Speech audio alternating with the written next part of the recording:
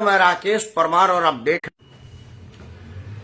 महत्वपूर्ण मुद्दे में आज सबसे महत्वपूर्ण विषय भारतीय जनता पार्टी का नारा अब की बार 400 पार, एक बार फिर मोदी सरकार। यही नारा भाजपा ने गढ़ा है। अब यह नारा नारायण तक कितना पहुंचाता है, नारायण मतलब जो चुनाव में जनता आज की तारीख में नारायण हो गई है, क्योंकि ईवीएम के माध्यम से उसी का आशीर्वाद सर्वोपरि है। राम मंदिर बना है, वो एक अलग मामला है। कृष्ण मंदिर उससे भी भव्य बनेगा, यह एक अलग मामला है। लेकिन असली जो मतदान होगा वो ईवीएम के बटन दबाने से होगा और वो जनता देगी, और हमारे यहाँ जनता ही जनार्दन है। लेकिन मैं जो पहली सूची भाजपा ने जारी किया है उस पर अपनी जो समझ है उसकी विस्तृत व्याख्या करने के लिए आपके सामने बैठा हूं। अगर आपको लगता है कि मेरी व्याख्या ठीक है तो आपसे हाथ जोड़ के प्रार्थना है कि सबसे पहले तो आप इस चैनल को सब्सक्राइब करें, वीडियो को लाइक करें और इसे अपने सभी समूहों में साझा करें, क्योंकि साझा करने से लोगों तक यह जानकारी जाएगी और उनका मार्गदर्शन मेरे तक आएगी। मार्गदर्शन की उम्मीद में मैं राकेश परमार एक बार पुनः आपको सादर प्रणाम करता हूं। मित्रों, 200 के करीब मतलब 195 लिस्ट जारी हो गई और मुझे लग रहा है कि भाजपा इतनी और लिस्ट जारी कर पाएगी, क्योंकि 534 विधानसभा में 400 के करीब करीब भाजपा चुनाव लड़ेगी। भाजपा चुनाव लड़के सारी सीटें जीत लेगी या गठबंधन के साथ 400 पार, यह बात आज का चर्चा नहीं है। चर्चा का विषय है कि किनकी टिकट कटी और किनकी नहीं कटी। मैं बलिया का रहने वाला हूं और दिल्ली में रहता हूं, तो यूपी और दिल्ली की बात करें ज्यादा अच्छा रहेगा। बाकी की चर्चा मैं करूंगा। सबसे पहले जहां रहता हूं, जो मेरा कार्य क्षेत्र है, राष्ट्रीय राजधानी दिल्ली की चर्चा करते हैं। दिल्ली में कुछ अभूतपूर्व बदलाव हुआ है। जैसे रमेश बिदुड़ी के जगह रामवीर बिदुड़ी आ गए।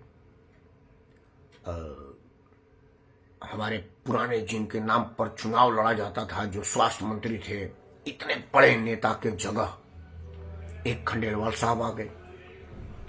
हमारे विदेश राज्य मंत्री के जगह एक नई नवेली लड़की आ गई, वासुड़ी स्वराज। खैर, सुषमा स्वराज की बेटी है, लेकिन भारतीय जनता पार्टी बाप बेटी माता पिता के नाम पर काम नहीं करती है, वो टिकट देती है आपके अपने योगदान पर। तो क्या सुषमा स्वराज की बेटी की युवा जोश के नाम पर टिकट मिला है? वो विषय नहीं है। विषय है कि जिसको टिकट मिला है वो चर्चा का विषय नहीं है, क्योंकि भाजपा में टिकट मिलना और टिकट कटना कोई विषय नहीं रहा है, इसलिए इस पर चर्चा ना करें। नहीं तो चिंता का विषय हो जाएगा कि भाई शिवराज सिंह चौहान को टिकट किस लिए? क्योंकि शिवराज चौहान निर्विवाद रूप से भारतीय जनता पार्टी के सबसे ज्यादा वरिष्ठतम मुख्यमंत्रियों में से एक हैं। उनसे आगे सिर्फ ज्योति बसु ही हैं रिकॉर्ड तोड़ने में। मतलब भाजपा के जो वर्तमान प्रधानमंत्री है, जिनको कहा गया था कि गुजरात मॉडल के नाम पर इनको देश का मॉडल दे दीजिए, उनसे ज्यादा दिन तक मुख्यमंत्री अपने दम पर हैं। तो उनका टिकट काटना, उनको मुख्यमंत्री पद से हटाने का आधार क्या था, यह बात समझ में नहीं आ रही है।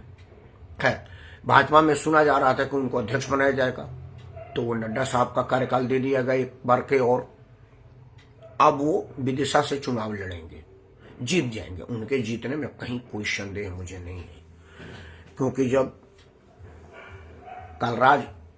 कल्याण सिंह जैसा आदमी अटल जी को पटकनी देने का सोचा तो क्या हश्र हुआ, वो भाजपा के वर्तमान लोग जानते हैं। मोहन यादव अभी इस स्थिति में नहीं है कि शिवराज चौहान को हराने की जोखिम ले सके। वो जीतेंगे, लेकिन जब जीतेंगे तो दिल्ली में करेंगे क्या? क्योंकि केंद्र में कुछ ऐसी मंत्रालय है जिसको प्रतिष्ठा का विषय माना जाता है। प्रधानमंत्री, विदेश मंत्री, गृह मंत्री, रक्षा मंत्री, उसके बाद का भी बहुत सारा मंत्रालय है। तो क्या नरेंद्र मोदी प्रधानमंत्री पद से हट रहे हैं, जिस पर कोई चल रहा ही नहीं है? क्योंकि कह ही रहे हैं कि अब की बार मोदी सरकार, फिर एक बार मोदी सरकार, मतलब वो सीट आरक्षित है और उसी के नाम पर वोट मांगा जा रहा है। अगर जनता में यह भ्रम भी पैदा हो जाए कि मोदी नहीं रहेंगे तो मतदान का मतलब ही नहीं रह जाएगा। तो क्या फिर गृह मंत्री हटाए जाएंगे जो वर्तमान वाले हैं? चर्चा तो इस पर भी बिल्कुल नहीं होनी चाहिए, जो परंपरा है। तो क्या राजनाथ सिंह को पटकनी दिखाई जाएगी? यहाँ कहा जाएगा कि भाई 10 साल आपने कार्यकाल निभा लिया, अब आप आराम करिए। जिस तरह से अपने सुविधा के लिए जोशी जी और अडवाणी जी के लिए कहा गया था कि 74 पार कहेगी आप हो गए बेकार, तो क्या यह आजमाई जाएगी कि भाई अब आपने 2 कार्यकाल पूरा कर लिया लगातार 10 साल का, तो अब आप अपना आराम करिए, बच्चों को आशीर्वाद दीजिए। तो शिवराज सिंह चौहान किस एंगल से बच्चा है यह बताना पड़ेगा, और अगर नहीं तो आदरणीय अडवाणी जी की तरह से सिर्फ संसद बन के मुख्य दर्शक मार्गदर्शक मंडल में बैठेंगे क्या? तो इतनी कच्ची गेम तो वो जानते नहीं है। वो टिकट लिए क्यों है? क्योंकि ऐसा तो है नहीं कि उनको टेलीफोन से पता चला कि आपको टिकट मिल गया। उन जैसे लोगों को टिकट देने के पहले उनकी मर्जी जानी गई होगी, उनको बताई गई होगी, उनसे राय ली गई होगी, क्योंकि शिवराज चौहान इतना तो डिजर्व करते हैं। यह एक चिंता का विषय है टिकट मिलना। अब दूसरा चिंता का विषय है रमेश बिदुड़ी का टिकट कटना। अगर ये कहा जाएगा कि प्रदर्शन ही आधार है, तो काम करने की तो नौबत किसी नेता को आई नहीं, क्योंकि प्रधानमंत्री का कार्यक्रम ही इतना ज्यादा था जो जन जन तक सीधा पहुंचा। और नरेंद्र मोदी सीधा सीना ठोक के कह रहे हैं कि ये मोदी की गारंटी है। मतलब मोदी है तो ना तो कोई सेक्रेटरी है, ना कोई सचिव है, ना कोई डायरेक्टर है, ना कोई सचिव है, ना कमिश्नर है, मतलब बीच में कोई नहीं है, सीधा मोदी। मतलब कहा जाता था ना कि ऊपर आसमान नीचे वाली हाल है, मतलब मोदी की गारंटी सब है, ना तो उसमें कहीं कोई और महकमा आ रहा है। तो जब मोदी की गारंटी है तो ये एमपी लोगों का कार्यकाल का क्या आकलन किया जाएगा? केंद्र की सारी योजनाएं जिस तरह से औरों को अलर्ट हुई है उसी तरह से सांसदों की हुई है, तो गलती क्या? तब मैंने खोज विचार किया और चर्चा अपने मन से किया कि भाई किन किन का टिकट कटा। तो रमेश बिदुड़ी का टिकट कटा। रमेश बिदुड़ी का वो ऐतिहासिक संसद में बयान सुनिए, सुन। उस वक्त एक बड़ा चर्चा हुआ था कि इस तरह की असंसदीय शब्द संसद में बोला जा सकता है क्या? प्रधानमंत्री को उसी वक्त एक्शन लेना था, लेकिन राजस्थान का प्रभार देकर के उसको प्रोत्साहित किया। तो क्या अब मतदान के टाइम में यह बताया जा रहा है देश के मुसलमान को कि तुमको अपमान करने वाले रमेश बिदुड़ी को हमने टिकट से वंचित कर दिया, हम तुम्हारे साथ हैं, मोदी सरकार अल्पसंख्यक के साथ? क्योंकि प्रधानमंत्री कह ही चुके हैं कि एक हाथ में कंप्यूटर दूसरे हाथ में कुरान, और हर बार मोदी सरकार अल्पसंख्यक के साथ। क्योंकि दूसरा जो टिकट कटा है मीनाक्षी लेखी ने भी किसान आंदोलन में कहा था कि यहाँ किसान है क्या, ये तो सारे खालिस्तानी आतंकी बैठे हुए हैं। मतलब बेलगाम बोलने वालों की अब की बार खबर ली गई है क्या? क्योंकि साक्षी महाराज जो सबसे ज्यादा फालतू बोलने के लिए प्रतिष्ठित है, उनकी टिकट इसलिए बच गई कि वो पूरे 5 साल अपने जुबान पर ताला लगा कर है। साक्षी महाराज का कोई बयान वीडियो तक भी नहीं आया, फेसबुक पर भी नहीं आया। तो क्या भाजपा नेतृत्व तो अपने बेलगाम बोलबाजों को यह नसीहत दे रही है या देश की जनता को यह मैसेज दे रही है कि अगर फालतू बोलोगे तो जाओगे, और खासतौर से देश के मुसलमान के विरुद्ध बिल्कुल ना बोलो? क्योंकि किसानों के कथित एक समूह पर जीप से रौदने का आरोपी टेनी का टिकट बच गया। आप कह सकते हैं कि वो जीप रौदने में टेनी नहीं था, उसका बेटा तो था। तो बेटे की सजा बाप को नहीं मिलनी चाहिए, लेकिन इस जनता के अदालत में यह बात तो बताई जानी चाहिए कि भाई जिसका बेटा इतना बेलगाम है कि उसने किसानों पर गाड़ी चला दी, उसका टिकट तो आप नहीं काट पाए। तो उससे बड़ा अपराध हो गया संसद में सुन आतंकवादी कहना और मुसलमान के विरुद्ध बोलना। तो क्या नरेंद्र मोदी सरकार लोगों को बताना चाह रही है कि हमारी सरकार मुसलमानों के साथ है, आप चाहे कितना हो हल्ला करते रहिए? इस विषय पर एक बार विचार जरूर होना चाहिए, क्योंकि जिन जिन लोगों का टिकट कटा है उनका टिकट का आधार क्या बनता है ये तो भाजपा बताएगी। लेकिन मैं यह देख रहा हूं कि ना तो उनका कोई कार्यकाल बहुत असफल था और ना ही जिनकी टिकट बच गई वो बहुत सफल है।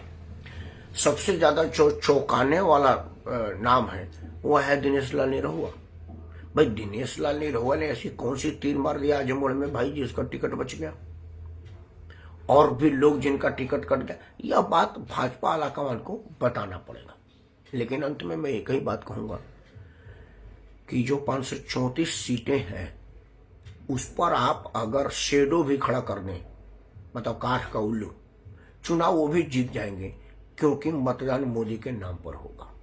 और यह आसान तरीका है भाजपा को विजय सिर दिलाने का, क्योंकि मोदी है तभी जीत मुमकिन है। क्योंकि लोगों का अगर कार्यकाल का पोस्टमार्टम होने लगे, उनके क्रियाकलाप का विस्तृत विवरण और चर्चा आम जन पर होने लगे, तो यह लोग गांव के प्रधान बनने के लायक भी नहीं हैं, जिनको लोकसभा और राज्यसभा में भेजे जाने की कोशिश है और वो करीब करीब चले ही जाएंगे। तो उस भाजपा के जैसे बड़ी पार्टी का बोझ अकेले एक 74-75 साल के वृद्ध के कंधे पर डालना पार्टी के हित के लिए कितना बड़ा है, यह सोचना पड़ेगा। क्योंकि कहीं ऐसा ना हो कि समय सबके साथ है। इंदिरा जी इस देश को छोड़ के चली गई, जवाहरलाल छोड़ के चले गए, चंद्रशेखर जी छोड़ के चले गए, बहुत सारे लोग, क्योंकि ये नश्वर शरीर आया है तो जाएगा, परमानेंट यहाँ कोई भी नहीं है।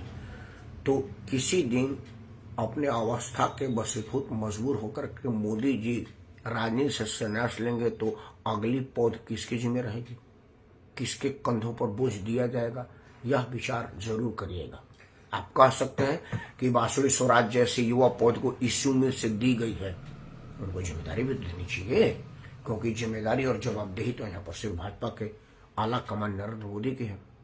चर्चा इस पर जरूर हो। इस लिस्ट पे जिन लोगों का टिकट कटा है, मैं उम्मीद करता हूं कि उनमें से कोई भी आदमी विरोध का एक स्वर नहीं बोलेगा। समाचार वाले अगर उनको अप्रोच करें तो वो यह जरूर कहेंगे कि भारतीय जनता पार्टी में पद एक अस्थायी चीज है, ना तो पद का गुमान है, न जाने के अभिमान है। इसलिए हम एक ऐसे कार्यकर्ता है जो काम करने के लिए बनाए गए हैं, जिस पोजीशन में काम करवा लें। और कुछ लोग जिनकी टिकट कटी है, उनमें मुझे लग रहा है कि उनकी अगली योजना पर विराम नहीं लगे है, अगली योजना का विस्तार है। जैसे हर्षवर्धन का मुझे लग रहा है कि दिल्ली के मुख्यमंत्री के रूप में नाम प्रस्तावित होगा, क्योंकि हर्षवर्धन दिल्ली के सर्वमान्य नेता में अभी भी ऊंचे स्थान रखते हैं। हर्षवर्धन के नाम पर ही 32 सीटें मिली थी, जब केजरीवाल 4 सीट के लिए रह गया था और मोदी सरकार ने कहा था कि नहीं, हम पार्टी विद डिफरेंस हैं। तो हर्षवर्धन को यह उम्मीद है। और भी कई लोग हैं जिनकी टिकट बची है, वो क्यों बची है चर्चा का विषय है, और जिनकी कटी है वो क्यों कटी है यह भी चर्चा का विषय है। लेकिन एक बात है जिस पर कोई चर्चा की आवश्यकता नहीं है, वो निर्विवाद रूप से सत्य है कि अब की बार फिर से मोदी सरकार, ऐसा मुझे लग रहा है, महादेव यह जरूर करेंगे, क्योंकि अगला कार्यकाल तो महादेव और भगवान कृष्ण के पास ही होने वाला है। धन्यवाद। वंदे मातरम और भारत माता की जय।